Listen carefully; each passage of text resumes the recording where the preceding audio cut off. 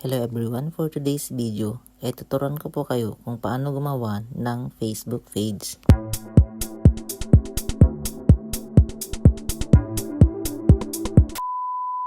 Buksan po natin ang ating mga Facebook application at kapag nandito na po tayo sa ating mga homepage, pindutin lamang po ang menu at makikita po natin dito ang pages. I-click po natin ang pages. Makikita po natin dito sa bandang itaas ang create. At dito po, piliin lamang po natin itong public page, itong pangalawa.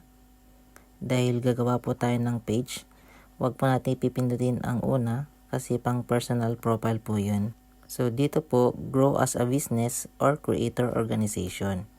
At ngayon, lalagyan na po natin ng pangalan ang ating bagong page na gagawin. Dito po, pwede po ninyong ilagay ang kahit anong pangalan ng page na gusto nyong ilagay. Ang sa akin na ilalagay ko ay Sam's Travel Adventure. At once na okay na, pindutin lamang po ang next. At dito po, ilagay lamang po ang categories kung anong categories po ang gusto po ninyo. Ang ilalagay ko po dito ay travel, local travel website. Pwede nyo pong ilagay yung kahit anong gusto nyo, halimbawa, entertainment, or kahit ano. Pwede ring health and beauty. Pag nalagyan na po ninyo, pindutin lamang po itong create na makikita po dito sa ibaba. At dito po sa susunod na page, makikita po natin dito ang you've created a page.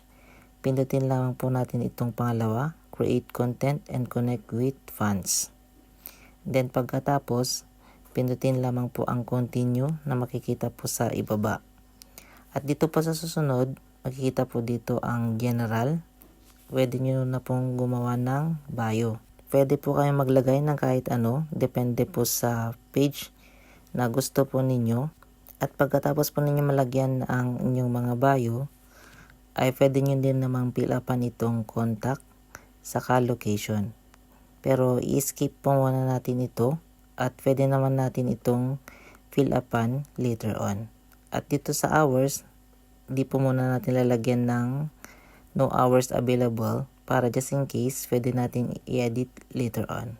Then pagkatapos, pindutin lamang po ang next. At andito na po tayo sa customize your page. Pwede na po kayong maglagay ng profile picture. Mamili lamang po kayo sa inyong mga gallery. At may napili na po tayo. I-click lamang po ang picture na napili. At ayan, uploading na po. Pag wala pa po kayong naisip na cover photos, pwede nyo pong skip yan. At pagkatapos ay pindutin lamang po ang next na makikita po dito sa ibaba. At dito naman po sa susunod ay pwede na po kayong mag-invite ng friends na magla-like po sa inyong bagong page. Mamimili lang po kayo ng mga friends dito po sa available suggestion. At once na nakapili na po kayo, pindutin lamang po ang next at pindutin lamang po ang invite na makikita po sa inyong mga screen. At dito naman po sa susunod, makikita po natin dito ang page notification on your profile. I-on po natin yan. Pwede rin po nating i-on yung marketing and promotional emails, pero optional lang din po yan. And then pagkatapos, pindutin lamang po natin itong done na makikita po dito sa ibaba. At ayan na nga po, successful po ang paggawa po ng ating bagong page. At babalik na po tayo sa ating main menu. Makikita po natin dito ang laman ng ating newsfeed. Scroll down lamang po natin para ma-review po natin. Then later on, pwede na po natin i-edit ang iba pang information regarding sa ating mga pages. Yan, makikita po natin. At scroll down natin, makikita po natin dito ang see more. Pindutin lamang po natin yan. Dito po, pwede na po tayong makapag-add ng cover photos or i-complete yung mga necessary details na kailangang fill upan.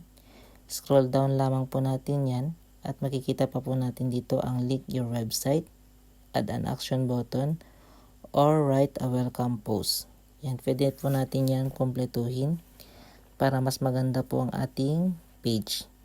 At dito po makikita na rin po natin ang ating professional dashboard. Makikita natin dyan ang ating home.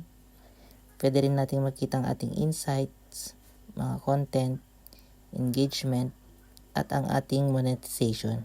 Diyan po natin makikita ang available na monetization tools na na-unlock na po natin. So dito po makikita po natin na may na-unlock na po tayo na partnership ads.